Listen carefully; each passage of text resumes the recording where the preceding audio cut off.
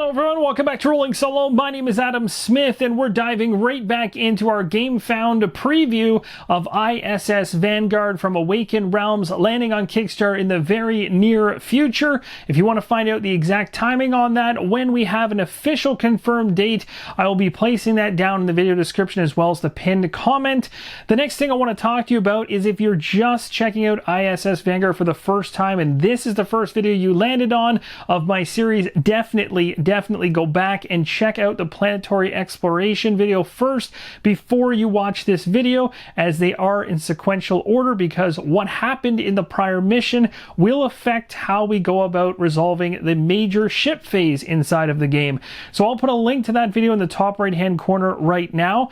And if you remember from the end of that video, we were inside the app at log 970 and that log told us we were successful in completing our mission, but at that point in the narrative I stopped and didn't resolve a few bullet points we had to deal with right now. So without further ado, let's head back into the app, take a look at those things we need to do, and then we'll do them with our current state in the game. The first thing the app is telling us to do is to go ahead and replace the System Overview E card with the System Overview E2 card. So we're going to go ahead and remove that from the game, and that is currently located inside the bridge area of the binder.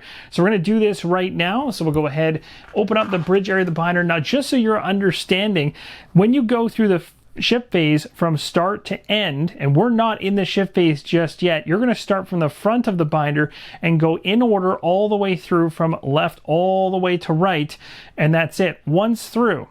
This situation's different because there was a game impact during the end of the game, and it's specifically telling us in the app to go ahead and make this change prior to the ship phase actually commencing.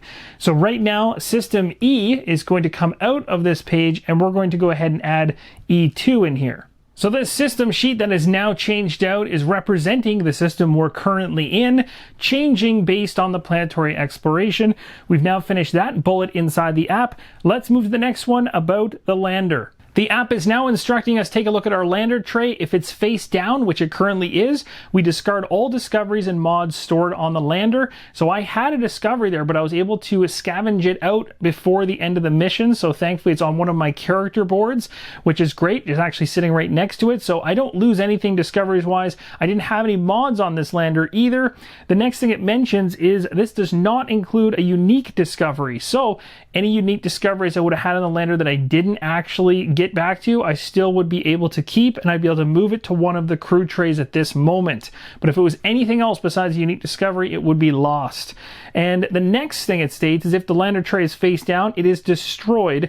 Remove this lander tray from the game unless it is a starting Star Ranger lander. And that is exactly what I have, is the starting Star Ranger lander. So I'm not going to lose this because it's the beginning one. However, if this had been a different ship and I went to this particular location and this had have occurred on a bigger ship or any other lander I had, I would have lost it. As you can see, there's going to be some major game impacts as you go through the campaign. You will win things, lose things, or kind of be right in between. As you can see, even when we got to the end of the mission, it appeared we had successfully done everything fine, and then we ended up losing a person. So those kind of curveballs are going to come at you.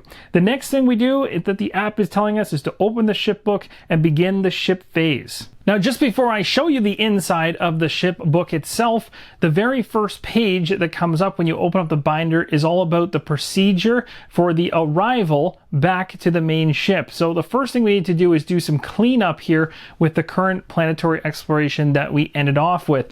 If the mission is failed or that token resides on the lander tray, which this mission was considered a success, even though we lost an individual, the app let us know this, or at least one mission card is still revealed. And as you can see, we still have a revealed mission card, but because it was noted as an actual success, we can continue forward. Your last planetary exploration is considered a failure. Each crew member discards their rank up card, then go to the last ship book divider, which is called Adrift. So at this point, we're not doing that, which is great because we know we successfully completed the mission, although losing a person isn't the best. Next thing we do is to return all hazards, leads, event cards, mission cards, supply cards, markers, and models back to the appropriate trays. We want to make sure not to remove success tokens or any cards or components not specifically listed here. They're going to be used for the following steps. The other thing I'm going to do is I'm technically going to remove the lander from the equation at this point. We know that we don't lose it, but we don't need it here on this space any longer, and we will be slotting this into the hangar once we go through the rest of the shipbook. All right, so we've gone ahead and removed the items I just mentioned. The one thing I do want to correct from the prior video is I had a zip line, which actually was sitting on the recon character. Yes, this is a recon equipment card, but you can see here there's an icon for the lander, which means the zip line should have actually stayed on the lander. And because I didn't use a zip line with either of the two characters, when the lander got destroyed, that is a card that would be tossed. However, this is an equipment card for the particular recon group or section, so this is going to get discarded back to the box. And of course, when I'm talking about the box, I'm talking about the section box for each of these characters. And on top of this, we're also going to be getting rid of a number of each of the section's items. So at this point in time, we're going to go ahead and remove all equipment cards that are left over, action cards, and dice to the appropriate section boxes, and return all injury dice to the game box. So just like that, everything is inside the section box for the recon character. Remember, we lost this character. We'll be talking about that later. We also weren't able to get to the point of getting the ability on the rank up card, which is having 3 Vanguard during a single roll. So we never got the chance to flip this over to the rank up side. We'll talk more about that later in the ship phase when we deal with that. And we've also got an item that this person had as well, but we're going to end up losing that item thanks to the fact that that character ended up dying. And we have a board here, which we're not going to need in the future either. But for now, I'm just removing what is actually being requested. We'll clean up the rest as we go through the shipbook. Remember, as you're doing the shipbook, only get rid of the things it specifies to remove. Keep everything else on the table. It's very, very strict around that because you want to make sure you don't put things away too early, as it might call for things as we go through the ship phase. So be very meticulous when you go through, that you don't just put everything back inside the section box quickly. And now we're going to do the exact same thing for the science section. And there we go. We got everything back in the box for science, except for the wounds that I received, as well as the rank up we'll deal with later on, and of course the things we found discovery-wise on the planet. We're also going to leave our characters out here, and we'll be dealing with them because it didn't tell us to put them away. One thing I want to show you, which you haven't gotten a chance to see, is the inside of these boxes that make life really easy for storing these different sections. Inside of even the prototype, you've got an area here for your dice, you've got equipment divider, your action deck divider, then your advanced action deck behind it, which we don't have access to just yet, but as we unlock ranks and basically unsleeve this card, this crew member, when it ranks up, will change and we'll go to the next level, allowing us access to additional cards which can be brought into a planetary exploration or mix and matched with the cards we have in order to bring less. So basically you always have to bring 10 cards into a planetary exploration, but right now I only have access to 10 cards. The next rank up will give me access to, say, 20 cards, and from that 20 I can choose up to 20 cards to bring, which means all of them, or I can specifically pick between the cards I've got available in my pool exactly which 10 up to 20 that I want to bring on the missions. You can be a little bit more selective the more and more you rank up. You just always have to have that minimum of 10, but you can bring every single card you have unlocked, at least in the current prototype rules. And then along the way here, we've got crew members as well. When you get a crew member for a section, you'll bury them in here, and that's not because they're dead, that's because you want to store them in here. And then you got rank sleeves at the back. So everything's neatly organized and ready to go. So just so you can see from the very beginning of the shipbook, we have the arrival divider. Now each divider inside of this book is going to have procedure at the very top once you flip this over, as well as a full set of rules for whether or not you're familiar with the procedure for that section, which has a tab for arrival in this case, and how to handle what's going on over here, essentially. Plus, when the first time you go through it, you're going to want to go through the full rules because it'll break everything down and be very specific. And so far, if you notice, we've already gone through about half of these already. I was doing this before we even planted the book here in front of you to go through the rest. The next thing it's saying to do is to actually go ahead and remove all cards from the awaiting cards area or pocket and place them near the shipbook. So whenever it talks about near the shipbook or out of the shipbook, you're basically just placing cards beside it, around it, wherever the heck you want. Just don't keep them inside the shipbook or place them in there. You'll see how they get slotted in later on. What you're probably wondering is, why are there 2 cards in the awaiting card section? That's because the first time I played this prior to filming my second planetary exploration, I'd already done 1 planetary exploration, come back to the ship, done a full ship phase, and these are 2 cards that actually got given to me halfway through the binder after I'd passed the sections where these cards should actually go. Now that might sound confusing, but it's really simple. Essentially, as I mentioned before, you're running in a ship phase from the start of the binder to the back of the binder. If you go past a section and you eventually gain a card down here when you're doing something fancy during the ship phase, you can't go back in the binder to slot that in unless the game itself specifies you can. So what happens is those cards are considered to be outside the ship binder. So as I mentioned earlier, they sit on the outskirts of the binder and they wait until you're done, and eventually the binder will say, now place everything you have on the outside of the ship phase, or sorry, the outside of the binder inside this awaiting card section, which means you're going to deal with it next time. That's exactly what's happening, and these 2 are coming back from a prior exploration, and now I can slot them in and hopefully make use of whatever benefits they might have. Alright, so I've gone ahead and pulled the 2 cards out, and technically they're supposed to be outside the ship binder, but for the sake of you guys being able to see what's actually outside of it, along with all the crew stuff I've got to the left and right, I'll just place them right here so you guys are ensure that they're visible and you can actually see what they are. Moving on down through this, the next thing it states to do is to place any situation cards that are out of the ship book in the active situation slots and resolve their rules. We don't have any. If there was an active situation that came out of result, we would slide them in here, which is another sheet which is behind this other one for awaiting cards, and it's all about active situations. Straightforward, you throw it in there. The next thing we do is it says crew members who finish the planetary exploration with their rank up card revealed have earned a promotion and replace their current rank sleeve with the next rank sleeve. And after changing the rank, place the rank sleeve back in the game box, or essentially back in the section box, and the crew member back on their tray. We've already done this. Shuffle all rank up cards back in their deck, and we've got that all associated and figured out as well. So at this point in time, we know, based on our scientist landing this rank up card because it's flipped over, we can go ahead, remove this sleeve, and of course scientist is the only one that came back alive anyway, but you have to nail this rank up during your actual planet exploration to get it. We can go ahead, take the sleeve off, change it to the next rank up, and we're good to go. And just like that, our scientist is ranked up. We can take that rank up card, we can put it back with the other rank up cards, and we're done that step. Easy stuff. Next thing we're going to do is we're going to take a look at this one. It says players divide the success tokens equally among each section. They will be kept in section boxes and used in any ship duties bids. And any excess tokens go to the section who currently holds a janitorial supervisor ship duty. If there is no janitorial supervisor yet, we just discard them. How many success tokens do we have? You can see them right down here. We got a total of 5, so 2 and 2. They'll be split evenly. So 2 for each of the sections. They've gone inside the section boxes. We're going to talk about what you can use those for as we go through this ship phase later on.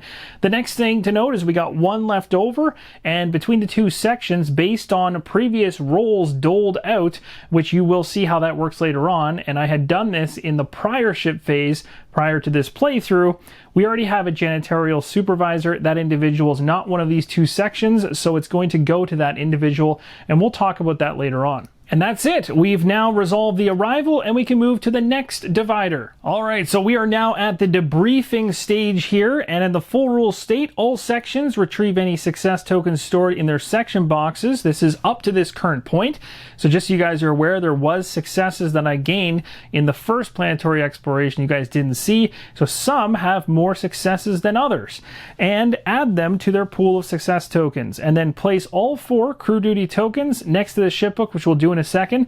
There are 4 crew duty tokens right here, and basically they're just there to represent what role that individual or section is playing on the ship. Are they the first officer, the chief navigator, the crew officer, or the janitorial supervisor? And each of those things are described in terms of their duties up in the top right here. So here's a look at how the roles divvied up last ship phase. So over here, I have the first officer, I have the chief navigator here, the crew officer over here, and the janitorial supervisor was actually the recon individual. So I was mistaken. I thought it wasn't actually an individual that was currently in play in terms of the section. So that last success token actually goes to the recon area here. So they have a total of 4, scientists with 3, and then 1 and 1. But at this point, if you were playing a multiplayer game, this is where things get interesting for debriefing. If you're playing a solo game, much more simplistic, and you can run right almost past this debriefing phase. If the crew can decide and agree how they want to split up the roles, you do that. Go ahead, divvy the roles up as you want, place all the leftover success tokens in the section boxes. You never have more than 10 in total at any one time. And then the first officer is going to go ahead and roll the ship die and assign the ship-wide bonus and move to the next area. So that's very, very easy. And that's the way it'll be in this case, whether you're playing multiplayer, if everyone agrees, or if you're playing solo, it's even easier because you just decide. So you're moving on pretty fast. Now, if you have 4 individuals around the table, there'll be just some discussion as to who wants to fulfill each role. And that'll make a lot more sense when we get further in, because each role will be basically responsible for certain sections of the ship phase and also have benefits that come out of those roles and things along that nature. So if you actually have a situation where 2 people want to be the same role, it comes down to success tokens, and that's how you bid up whether or not you can actually take that role. So the 2 people will spend success tokens trying to outdo the other person in order to take that role. Now, the way in which you actually bid for the success tokens or using the success tokens is quite interesting, because you actually keep that information secret, and then everyone reveals the bids at the same time for the individuals wanting the same thing. The player with the highest bid takes the token and decides which duty the players will bid for next, and you repeat until every single duty has been chosen or agreed upon. And you're always going to start with the first officer bid, as that's the most important, because coming right along here, we're going to have a role for it, and then move along after that. So again, because I'm playing solo, I get the freedom to choose, and I don't need to spend any success tokens because I'm not bidding against myself. So this gets real easy. The one thing I did learn just now by going through the ship phase and realizing that if you have success tokens that are odd and you can't split them up between the 2 sections that you brought on your planetary exploration, I had 1 extra that ended up going to the janitorial supervisor, meaning the extra one every so often is going to go to that role. So maybe to bolster up 2 of the other ones, I'll go ahead and switch out a role. So I'll just go ahead here and we're going to flip this role, move it over to here, and we're going to go ahead, give them janitorial supervision for security, and then over here we're going to give the chief navigator to recon. Now, just so you guys can actually see these crew duties at a high level, you can see them right here. Now I'm going to go ahead and do the last thing of this area, which is to have the first officer, which I guess when you're playing solo, it's going to be me anyway, doesn't matter who it is. I'm going to be rolling the ship die and assigning the ship-wide bonus. So in this particular case, if I land a Vanguard symbol, we get to add 3 to a chosen dial in the ship status pane, which basically means those dials in the binder. And if we happen to land one of these results right here, then we actually only add 1. So let's go ahead and hope for one of those 2 results. No! So we didn't get any bonuses there. All right, so as you can see at the top of this section, it's all about unloading, and it's resolved by the first officer. Again, whenever it says it's resolved by anybody and you're playing solo, you're just going to run with things, unless, of course, it specifically calls upon items inside the section boxes that you need to use.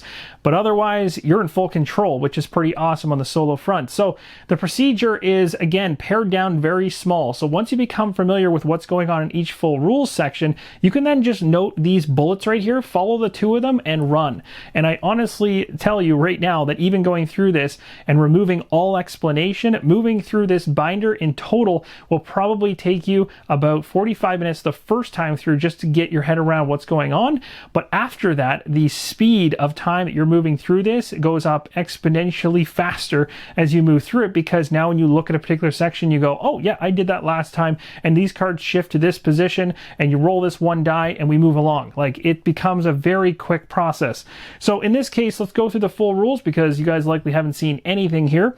So move all unique discoveries that are out of the ship book to the slots with the corresponding numbers on the opposing page. Very easy. If I got a unique discovery, which I did actually, and we might even have more than 1, I think there might have been 2, but I maybe only got 1 of them. This is 1 unique discovery 2. So it says it right on it, so you find Unique Discovery 2. You'll also see the first time I played, I managed to get the Unique Discovery the first time around, so it's already slotted in here. So at this point in time, the book is telling you to take this out of ship book card, which was sitting to the side, we just got, slot it into here, and we're good to go. Now, when I say you're good to go, I mean you're good to go in terms of the card being in the binder, but don't forget to check out the active ability for the ship phase that triggers the second you slot that in. So it says right here, when you slot this card, gain the Reinforced Hull Ship Upgrade Project. This is a perfect example of during particular sections of the binder, you will gain cards. Remember, keep them out of the ship book. Do not go running through it to find where you should slot that in just yet. If it doesn't call for it by the time you get to the end, that's what will be going into that awaiting card section at the front I described earlier. So that is this card right here, and it even states do not reveal this card unless installed, meaning don't flip it over, keep it on this side, and again, keep it out of the ship book for now. We're all done with the unique discoveries, but we also have just regular discoveries in general, and we had 2 of them come back with us on the Scientist from the last planetary exploration. This one right here and this one right here, plus the 2 that were sitting in the awaiting cards section that were out of the ship book, and that was the Glossy Eye Cluster as well as the Radiating Crystal. And just like that, all the regular discoveries have been placed in the binder. You'll see we got 2 live specimens, a microorganism, as well as a mineral, and we're going to be triggering every single one of these abilities, which are going to likely give us a bunch of cards. These ones will give us 2 cards. One of them here is going to be the Biosensors Research Project. Over here, we're going to gain the Breaching Charge Equipment card. The Engineering is going to gain the Universal Solvent Equipment card, and then this will be discarded. This one actually stays. This one gets discarded. This one here gained 2 energy points and then discard. And that's going to be energy points you can put in this top left up here, which currently actually sits at 0. And currently on these dials, there wasn't a 0. So I'm kind of doing a half cut right here, but that they are aware of. And then the next one over here says add any physical or defense results to the current roll and discard this card. But you'll see this one triggers on the planet phase, so we're not using that right now. I've gone ahead and grabbed all the cards for each of the discoveries that we got here. So the Glossy Eye Cluster gave us the Research Project Biosensors. This will be out of the ship book for now, just placed to the side. These 2 right here are equipment cards. These are going to go into the section boxes for each of the sections. Security is going to gain the Breaching Charge, and the Engineer is going to gain the Universal Solvent, and the icons for those sections are right in the top right to make it easy. Last thing I want to mention is about this divider situation going on here. Again, this is prototype, so it only has the scenarios specific in the prototype. The final version will have many more cards inside of each of these dividers, but it's really handy to have this because when it calls upon a particular research project, you just simply go through these tabs until you find it and then grab the card behind it. So in this case, again, there's not as many cards, but it's nice that they're all divided up to make life easy. With that section complete, let's move on to the mission archives. This is a really interesting section because this is going to become your log in terms of the planets you visited and the current state of when you left them and where they were at, because you can quickly at a glance, page by page, take a look at a planet, not only see the information card for it, but also all the sectors you discovered along the way, plus their current state, because you've also got multiple cards underneath certain sectors, and you'll very easily be able to distinguish which sectors you haven't checked out or which might not exist on that planet in the first place. But this is a great way to reference all the planets you visited quickly by just flipping through them page by page. So really this whole procedure over here is done by the janitorial supervisor, and you're going to be slotting in cards left on the planet board down below. So we're going to go ahead and take all the points of interest per sector and slot them in here. Of course, if there's 2 in one sector, just pick them both up together and slot them into the sector that they're supposed to be in. Don't worry about rearranging. Keep the most recent one on top. And then for the planetary information, you're going to want to take anything you have on the right hand side of this area here, which I took off earlier, which includes things like this card right here, this event card here, and any unique discoveries you might not have picked up. And you're going to slot those all behind this card in the top left hand corner. So without further ado, I'm going to do all that on the next page, because we have this page fold out from the first play that I did. This will be the page that I use right now for this current playthrough. Just like that, I've gone ahead on this board underneath the binder, grabbed every sector's worth of cards, placed them in here, as well as the planetary information. I've also made sure that the information that's most important is actually facing forward, and I made this change for the one that I did earlier so that you can actually see this information. I really like this. As a quick reference to see which planets and where they're currently at. Very, very handy. The other thing you do once the board is clear at this point, this Planetopedia is completely empty, this binder underneath, which is where we had our minis and did our planetary exploration. That can now be closed up and removed. That's going to do it for the mission archives. Let's move on to the next divider. Moving on to the med bay. It says take care of all the wounded and return recovered crew members into service. Now this is the responsibility of everybody. And again, playing solo, it's always me, but I like mentioning that just for those of you that are watching and looking at this from a multiplayer perspective. So in this particular one, the procedure is move crew members in med bay to the left and retrieve cured crew members. So what you're seeing here right now are the 2 crew members that I actually used on my first planetary exploration. Both of them actually came back with injuries, and one of them came back with moderate injuries and actually had a pretty rough time. The other one came with light injuries. So they are now going to move down the track, but first we'll follow the full rules. So it states if there are any medbay upgrades out of the shipbook, insert them into the appropriate slots. We don't have any medbay upgrades outside the shipbook, so moving on to number 2, where we move crew members 1 slot to the left.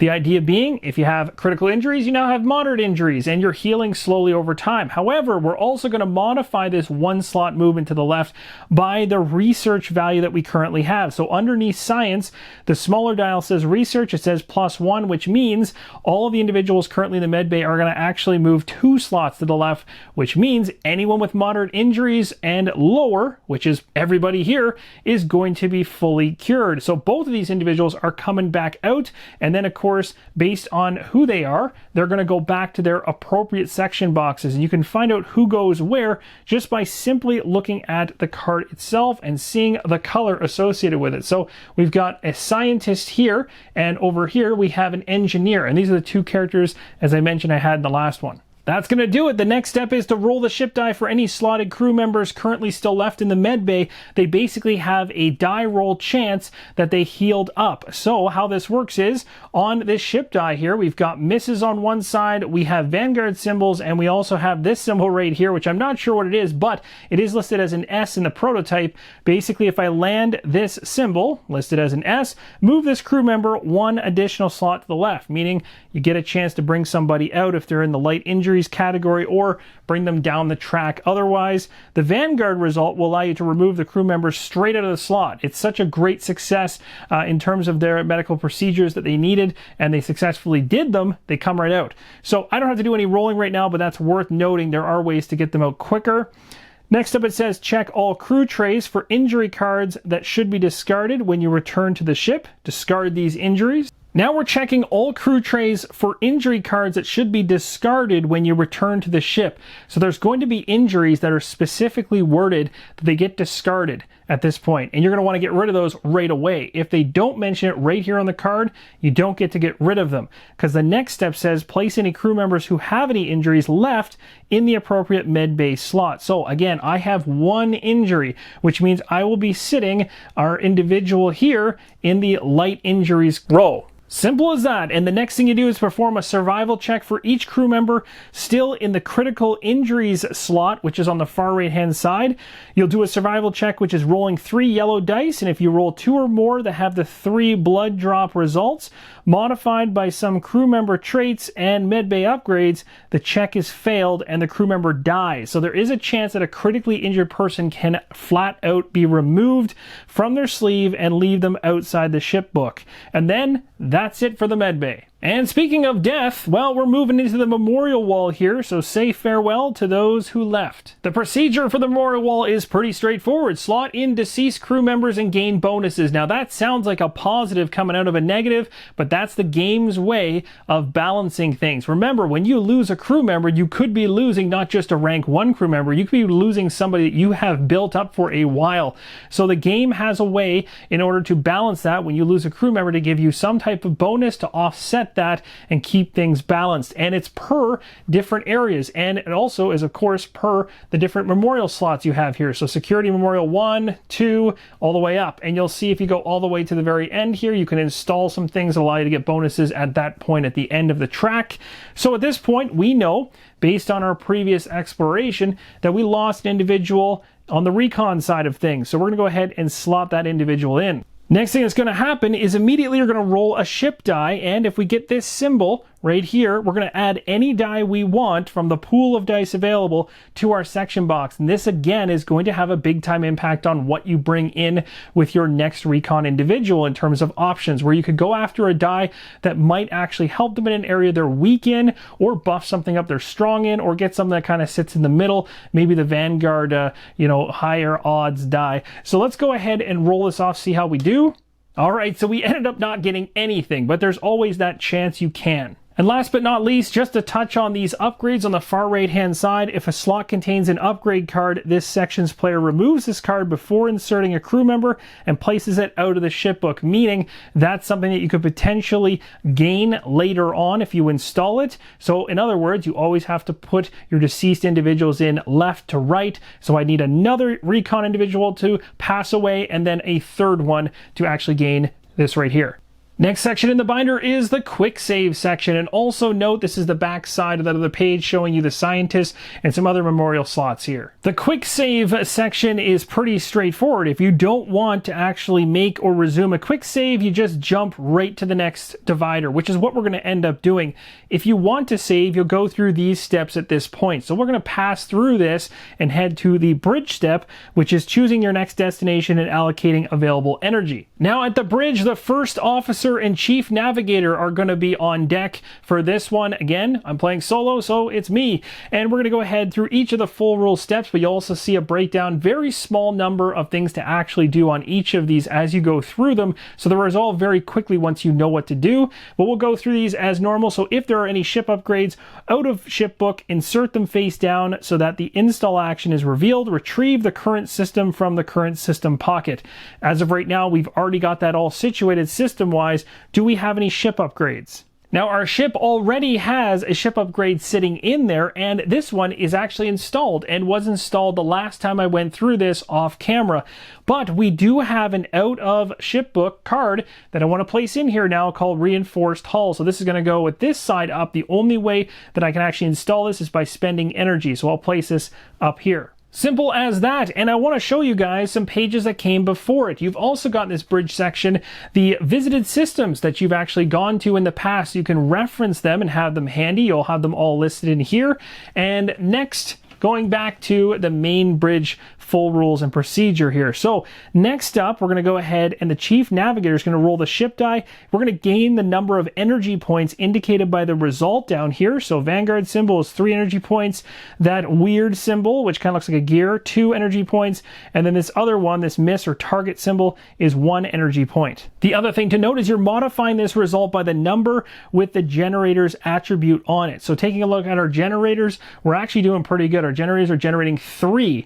In addition to whatever we get here, will uptick the overall dial. So let's go ahead and find out how we do. That was a terrible roll. It pretty much rolled right off screen, but I ended up getting a 1 energy, which isn't so good. So just 1, but then plus the 3, we're at 2, so we jump to 6. So we're going to turn the dial all the way up to 6, like so. Not bad. I mean, would have been nice to get more, but didn't work out. Next decision is the chief navigator's decision. You're going to take out the current system from the holder and pick another destination if you want to go there. And how you know what your options are is in the very top right hand corner, you'll see outbound systems. So way up in the top there, it says 2 energy to go to system C, 1 energy to system D, or 3 energy to system G. Now system G is unavailable in this demo, so we only have 2 options.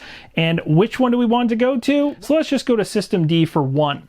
And just like that, we've now spent 1 energy from 6 down to 5. We are now in System D, and also, just looking at the page behind this, System E2 is where we visited last, so it's referenced here, just like that. There's a bunch of finer details around step number 3, which we just completed quite quickly. If you want to choose and read those, just go ahead and pause the screen. Next up, the first officer is going to spend any energy points left to install any slotted upgrades we have. You just pay the required EP and turn the cards face up. We do have that new one, so let's go ahead and install it. That new one I'm referring to is the reinforced hull. For 1 energy, we'll tick this down to 4. What do we gain from this ship upgrade? It states when you reduce the energy points dial at the end of the bridge step, reduce it to 1 instead of 0. This upgrade is actually pretty good, and it states when you reduce the energy points dial at the end of the bridge step, reduce it to 1 instead of 0. So normally you deplete all the energy you don't use in this bridge step, but this will allow you to go ahead and keep it at 1, giving you something to use the next time around. Now we chose to go to a planet that wasn't that far away, but I could have expended more energy. Currently have a whole bunch. Discard unused EP, so the 4 here is going to drop all the way down to 0, but because of the reinforced hull, we get to go back up to 1. And that's it for the bridge. Now we move on to the next one. Moving on to the situation room. So we're solving dangerous situations and internal conflicts that threaten Vanguard's overall mission. Security is going to be handling this situation room, and the first thing you'll do is move all slotted ship situation cards 1 slot to the left. As you can see, I had something here from my prior play. It says outbreak, so several crew members succumb to a strange disease that doesn't seem to pose a serious threat to their life despite fever and their sudden problems with eyesight. So we're going to go ahead and move this from stage 1 to stage 2. The thematic tie-in with this situation is that you don't want to see these ship situations continue to move to the left as things get progressively worse and worse as it moves through the stages. Will cost you more response points to deal with them, unlike things like the med bay where you want to get those individuals to move to the left to get out of the med bay and be healed. Here, it's the opposite. You're still heading in the same direction, but it's a negative. It's getting worse and worse. So we want to get that outbreak out of here. It's currently in stage 2, just so you're aware. When we started off the last ship phase, which wasn't filmed, and I did this all prior, I actually had 2 ship situations that I had to deal with. I was only able to use my response points at that particular moment in time to deal with one of them. So here's hoping I can deal with whatever's come my way now. So we've dealt with number 1. Number 2 is to draw a random ship situation card and place it in a starting slot indicated on the card. Then draw one additional one if morale is lower than 2, which it actually is. We are currently at a morale level of just +1, so we are definitely going to be pulling another card, and then 1 additional for each slotted card with the unrest keyword. Thankfully, we don't have that, and it's up to a maximum of 3 in total at once that you could get. So we're going to be grabbing 2 cards right now. The first one we're going to grab off the pile, and this is all random, is Builder's Cult. A strange new religion appears. Its prophets claim the builders of the Eye of the Void are the true gods of humanity and denounce the captain as a blasphemer. Second up, we have food shortage. This is bad. Biomass fabricators are malfunctioning. A significant portion of food they make is inedible, and we have to redirect some of our manufacturing capacity to repair these machines or reduce our rations. In the third step, we're going to go ahead and roll all red and green dice that come from the security section and count the number of Vanguard symbols and add the current morale attribute from the ship status pane, which right now is a +1. The final result is the number of response points you can spend during this step. You add them all together on top of whatever you have on your main dial, so it'll be on top of the 2, and then you spend these respawn points to deal with all of these ship situations. So security is going to go ahead and make a roll here. We'll see how this goes. And remember, it's all your red dice and green dice. All right, we had 2 that land on top of each other, but as you can see, only a single Vanguard symbol. That's not good. You can see this is tough to get those Vanguard symbols as they're only on one side of each of the dies. And then there's one die, of course, that actually is very much focused on the Vanguard symbol. If you have a bunch of those, you got a better chance. So in this case, 1, and it's going to go on top of the 1 that we have for morale, which is a total of 2, which will uptick the respawns from 2 up to 4. Now, security has some decisions to make here. So if we take a look at this one here, which is our worst one, this stage 2 one says that we have a 2 times RP cost. So whatever the RP cost is on the cards, it's going to be 2 times that now that it's in stage 2. And it obviously gets progressively worse as you go up the track. So we probably want to deal with that one first. This one says it requires 1 RP, which would be 2 in this case. Social distancing, move this card to the previous stage if empty. So we can essentially just move it back 1, which is just delaying the inevitable. But then at the other side of things is we have the quarantine side of things, which is 2 RP, which would be doubled to 4, which we do have 4 of. So we could do a full-on quarantine and we could actually shut this thing down and get rid of it and shuffle this card back into the situations deck. So I'm going to go ahead and do just that. There we go. Simple as that for this particular one. We just dropped a response level from 4 down to 0, but you'll see there's other ones that have totally different resolving situations. Like this one here, if we ever had the RP to deal with it, has things like removing this card from the game completely, shuffling the card back in the deck. Some of these actually, like repairing the machine, say 1 to production, shuffle this card into the situations deck, or these are -1s to production and -1 to morale. So they can literally impact your dials right then and there. Moving on down to the research laboratory, progress research, and reveal more of the research tree. The procedure is up top. We're resolving this with the science section, and full rules state if there are any research projects out of the ship book at this point, we're going to place them in the slots. We do have one. We have the biosensors research project that we gained. The second thing we can do is roll the ship die for 1 chosen incomplete slotted research project. If a Vanguard result comes up, it means our team achieved a breakthrough and this project is now completed automatically. So we don't have to wait or pay the cost of anything. We just kind of get a freebie breakthrough in the science field. And then of course we have to flip it over or face up and resolve its rules. So let's see if that happens. Looking for the Vanguard symbol. And just so you know, on the ship die, there is 2 symbols. So a 2 out of 10 chance to actually land this. And we did not. Next up, we're going to roll all our green and blue dice for the science section, count the number of Vanguard symbols, similar to what we did last time, but this time we're going to be looking at the research attribute as the one that gives us the +1, and then of course it's going to affect the science dial overall and add to it. So here we go. Give us Vanguard symbols. Come on. Oh, just 1. Okay, so 1 plus the 1 is going to be an additional 2 on top of the 1 we have to 3. With our science points at level 3 currently, in terms of how many we can spend, we're now going to take a look at all of our research projects. You'll see that one of them is actually already completed, so we can have another 5 we can actually go after. The cost of them is mentioned in the top right-hand corner, so at this point we could actually unlock any of them.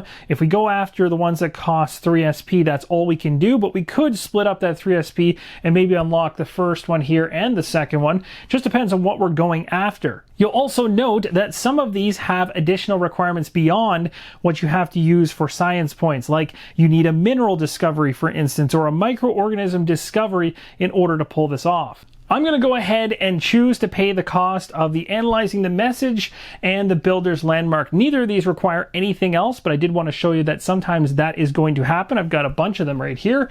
But in this case, analyzing the message says, is there something else we might have missed in the recording the builder's left for us? This one says, the steel he brought from the planet's surface warrants further study. Completing these research projects, in this case, states, for analyzing the message, the additional data recovered from the message helped us better understand what the builders attempted to do.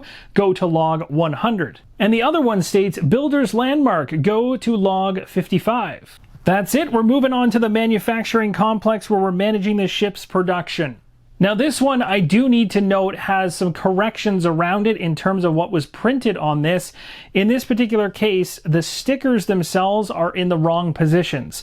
So if you don't know this, this might look confusing. Again, everything's going to be shifting down the road towards the left. So you'll notice over here, if you look at the stickers, 90% complete, 60 and 20. It would make it seem like your projects are actually getting worse or you're failing so badly at them, they're falling apart as they go. The stickers, when placed in this particular binder, were just placed in reverse. It should have been 20 over here and 90 over here. The engineer is responsible for this one, and as you can see right here, the first step is if there's any manufacturing upgrades out of the shipbook or there's any production projects, place them in the ready for production slots. And the ready for production slots are actually on the back side of this particular prototype right here as options for us. Next up, it says move all projects in any queue one spot to the left. So again, this will be moving from 60% complete to 90% as we're imagining right here. Now, why is that one so far up the track already? Well, that's the one from the prior ship phase I did off camera where I actually started moving that thing along pretty fast. You can see it's a Vindicator cannon. The ISS Vanguard was never meant for war, but we can no longer rule out a conflict with another intelligent race. This massive main energy cannon could potentially keep us safe. And lastly, just a note, of course, if you have anything in this stage at the beginning and it happens to move left to this area right here, it's considered to be fully produced. And at that point, you can flip it and you can add the card to the production complete side and resolve any rules found there. But as you're well aware, that's not going to happen for me. So next up, we're rolling all the blue and red section dice for the engineer, looking for the same type of things we did before with those Vanguard symbols. We're going to add them this time to the production value, which is +2, and then add them to the manufacturing dial. Total for manufacturing points. Let's see how this goes. Give me some... Oh my, I'm getting ones on every single roll. So in this case, 1 plus the 2, and that's going to be a total of 3 on manufacturing. Now you can spend these manufacturing points in a number of different ways. You can either move a production project from the ready for production slots, which is on the back side of this sheet here where I was talking about earlier, ready for production. I actually have 3 of them at the very top there, bringing them over to the production upgrade section. That will cost you based on what it indicates right on the card as its initial cost. Once it's in these production upgrade slots, you can then go ahead and do what's called a boost, which means you start production and then you bring it into one of these tracks. You'll see this track right here, you gain right away. You're able to put something in it, which is why I have something here, whereas this track down below requires an upgrade. Something worth noting is that 2 projects can never occupy the same slot here, and if you can't move a project, it won't progress. I just want to show you some of the other projects I have access to start. For instance, I got heavy mission equipment, improved Vanguard systems, expanded production facilities. A couple of these I actually got from that very first tutorial mission, and I believe maybe one of them or so was here from the get-go. So I have options here for sure, and you'll find more as you go along. So I'm going to go ahead right now and spend the 2 manufacturing points to boost, which will allow me to move the Vindicator cannon from a 90% complete, as we're imagining, to the production queue, which means we can then flip it over and reveal what happened. So the production is complete, the security section is ecstatic, and many crew members feel safer, but some of us can't help but think it was a giant waste of resources. Gain +1 morale and the Vindicator cannon ship upgrade card, and then discard this card.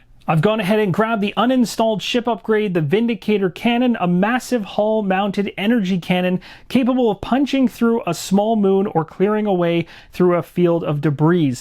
This is going to be one of those moments where you're going to get cards and you're going to be really excited, and don't go ahead into the past and find where the ship upgrades go and slot it in. You're going to want to take this card, place it to the side of the binder, out of the ship binder, and near the end of this, it will say anything that you haven't currently slotted based on moving through the binder all the way from front to back once goes in that front pocket of the binder for the next ship phase. And that's what's going to happen with this particular card. So we're going to go ahead right now and just place this out of the ship book. I've already spent 2 manufacturing points to do this. I have 1 left over, so why don't we start another project? Taking a look at my options here, I have initial costs on all of them. Some of them are 0 and then can be boosted afterwards for the initial cost. Some of them are 2 manufacturing points off the hop, so I can't do the expanded production facilities.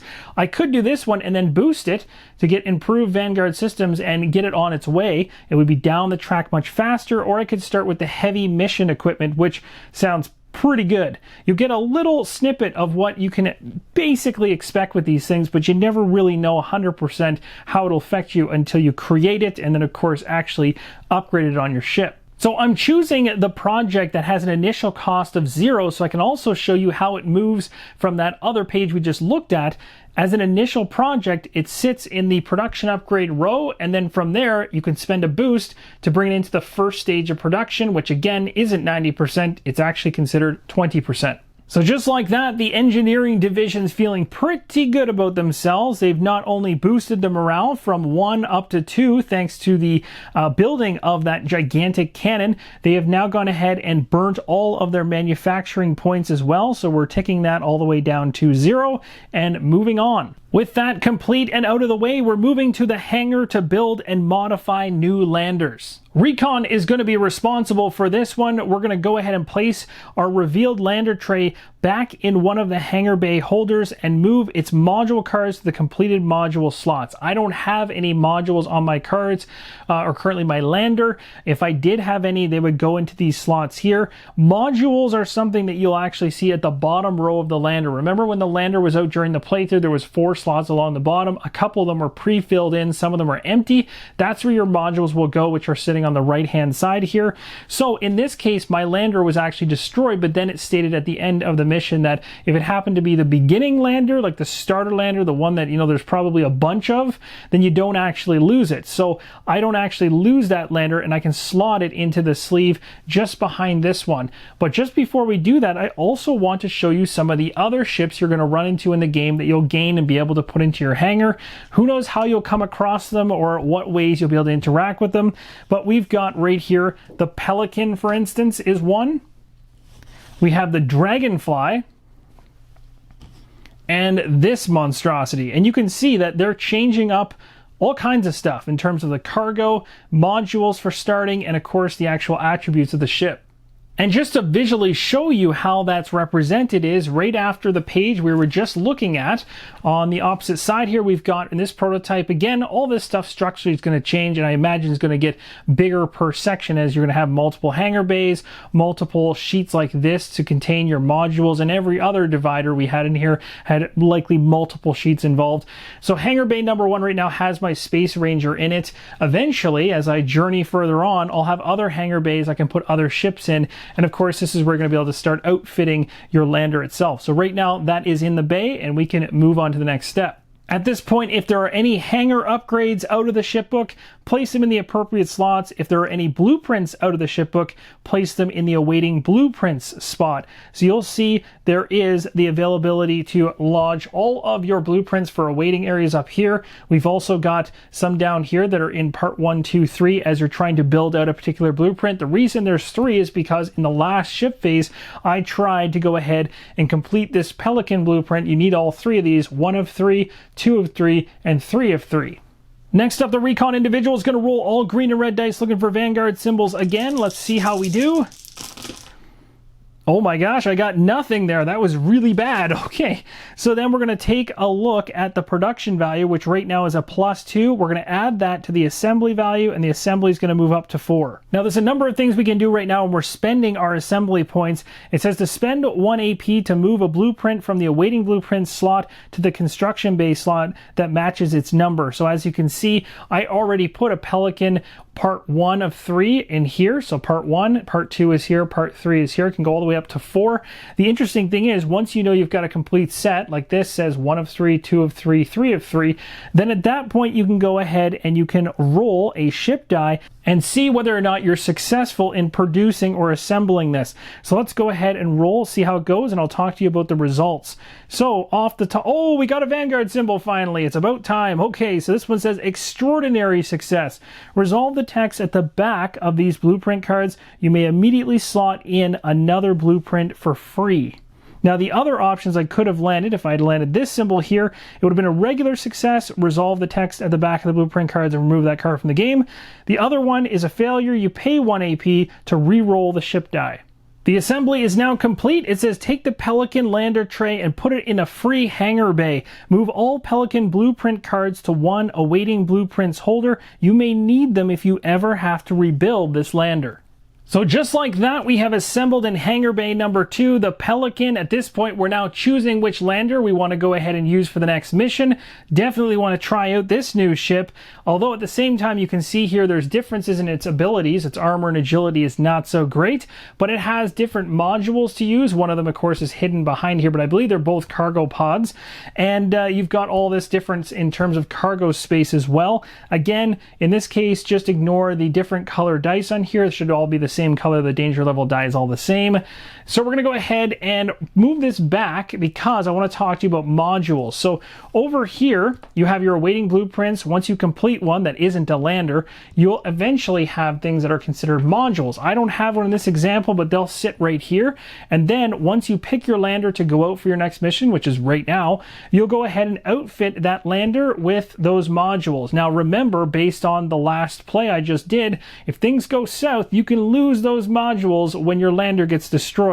The last thing to note before we head into the barracks, which is returning your crew to their quarters and assigning them to work, is on the assembly dial piece in terms of points. This one specifically stated if you wanted to go ahead and try to go and build out some of the blueprints, you'd spend some.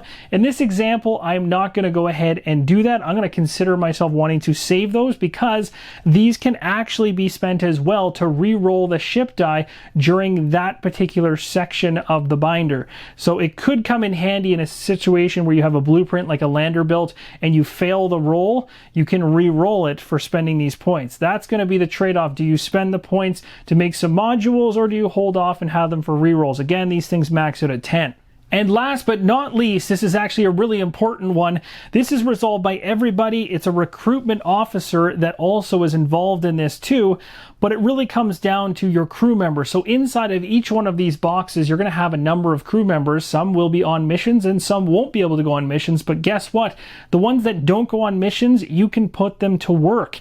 And by putting them to work, you can actually rank them up or gain abilities, whether it's ship duties, in their manufacturing section, flight testing, generators, living quarters, laboratories, training them up to just go up and rank. So you can do all that kind of stuff to offset negatives that happen inside the game, or even better when you're a solo player and you're only picking 2 characters every single time you land to play the game, and the other 2 are lagging behind because they don't have the experience. You can start firing them into training on your ship so that while you're on the ground with 2 individuals gaining, experience in terms of ranking up and getting success tokens, you're also going to be able to rank up your characters that aren't even there. It's awesome. It's a great balance there for solo players. So in the procedure section, we'll go through the full rules. It says everyone move all crew members from all barrack slots back to their section boxes.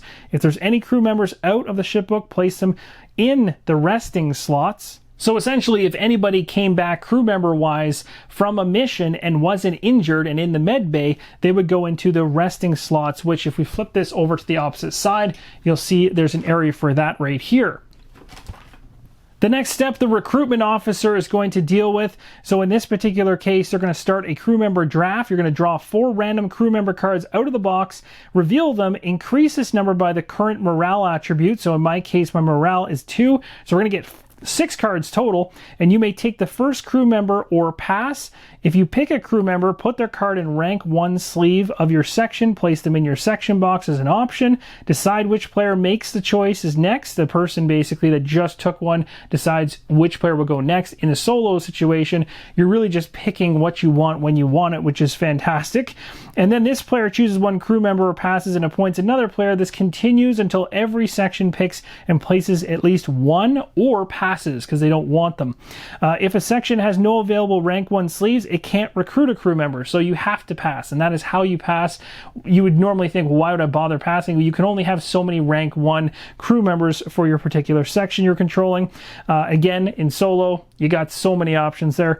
And return the undrafted crew members, of course, back to the game box, and then that one is done. So 6 crew members are in front of us. I, solo player, going to go ahead and choose which ones I want where. I look at things like, well, what happens when I roll this side of the die? Do I want that icon on a particular individual? Is that individual, or section I should say, struggling to roll that particular icon? This crew member could help in that regards by just turning this icon to that icon in the future. That's one way to look at it. Another way is to look at the actual ability down below and go, hey, this passive ability is really handy for this particular section. Or the charges in terms of how many charges a particular ability has is really useful. Like this one here, spend 1 charge and you get 4 of them when using a supply refresh 1 more die. That might sound really enticing to you. So you divvy them up as you want. So I could place a crew member there, there, there, and there. And I can do this now because I know I have enough rank 1 sleeves in each box to go ahead and do this. But later on in the game, if I'm not progressing these guys through the ranks, I won't have the availability to take as many, or some of these might have to pass. And then the 2 that I didn't choose go back to the box. Now there's an alternative thing you can do here instead of going after crew members, and that is each section that passes has an alternative choice here to think about. During this draft, if you choose not to go after a crew member because you passed, whether you already had all your rank 1 sleeves filled or you just want to flat out pass, this could be another reason why, and that's because you get to do a section improvement check. Allows you to go ahead and roll all your section dice of 2 colors only, and if you have less than 2 Vanguard results, add any dice from the game box to your section box. This can be huge for modifying your rolls in the future. So you got to balance that. Do I need more crew members in a certain section versus would I like more dice for that certain section? At this particular point in time, the recruitment officer is going to choose a section that will slot the crew members first, so the chosen section can slot any crew members from their section box into any unoccupied barrack slots. Then they appoint another section who can slot their crew in. Again, if you're playing solo, you can do this yourself without even having to appoint anything. Continue until no one wishes to do any more crew member slotting into this side of the board, and you need to have at least 1 crew member in your section box. Lastly, you're going to gain any bonuses printed on the occupied slots, including rank up checks, which we're going to see below. This rank up check actually applies to what went on right here in the training sections. So that is for these 2 individuals that came out of there after their training was complete for staying in there. So at this point in time, we're rolling all of our section dice for each of these. We have recon right here, and this one in blue is security individual. You're rolling all your section dice of 2 colors, and if you have at least 3 Vanguard results, this crew member ranks up to their 2nd rank. So here we go for the security roll. Let's see if we can pull this off. We want to see 3 Vanguard symbols. No, we only got 1. So that was a fail on the rank up attempt over here. Obviously that individual wasn't training hard enough, and we're going to go ahead and roll for the next one for recon. Come on, Vanguard, where are you? Oh, only 1. Both of them ended up failing. So essentially, this training session that we went through, they're going to need more training to attempt this in the future. That's the run through of this entire section. And now we move to the next section in the book. And that's going to wrap us all the way around to the beginning of my first planetary exploration video, which I released, jumping us right into that exact same section for mission launch and planetary exploration. So you can see, even though the run of this video runs a decent amount of time, actually, now that you understand the ins and outs of the book, if you were doing this yourself, you're just rolling the dice, you're resolving cards, you're moving them around, you're doing a couple checks here and there. You'll move through this thing at least 2 times to 3 times faster the next time, and I'm sure you'll find ways to speed that up even further as you play the game more. So I find this phase, even though some may look at it as a bookkeeping phase, to actually be really interesting and dynamic and ever-changing, and also just really cool to be able to open up and say, this is where I've been, this is what I've done, and what I've accomplished all in one spot. The last thing I want to do is take any out of ship cards that I have, which I did have this uninstalled ship upgrade. It's going to end up sitting inside this pocket for awaiting cards, so I'll be placing it in there. And that's it. That's the only time you'll go back in the book quickly to grab anything that was sitting outside of the book. Place it in there. You'll be dealing with it later on the next ship phase. That's going to do it, everybody. That is a full-on run-through for ISS Vanguard, hitting GameFound in the near future from Awaken Realms. Really hope that this helps you make an informed decision on this game. Thank you guys so much for watching, and as always, keep on rolling solo.